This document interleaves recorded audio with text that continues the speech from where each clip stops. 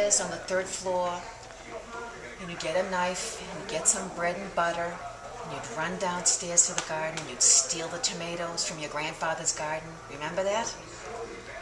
And you'd put the tomatoes on the bread, and you eat them, and you go up the stairs, and Papu Thadaki would say, "Who took my tomatoes?" Remember that? Yeah, you remember that. That's one of the stories I remember. Tell me another one.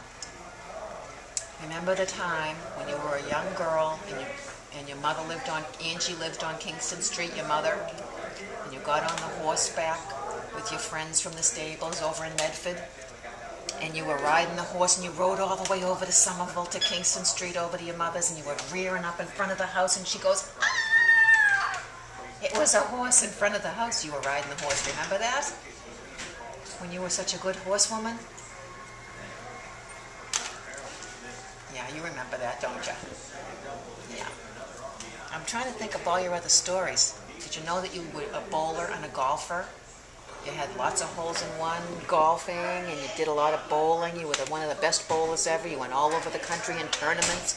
Remember? 10-pin bowling, remember? With Judy and... Do you remember Judy and Angie. Fran? Down in Florida, Judy Matragrano. Jude, I think her name is Jude, but we call her Judy.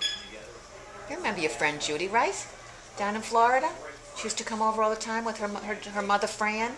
Fran Wool. Yeah. And who else? You remember Chris? And, oh, I know who. You remember Donna Zubin?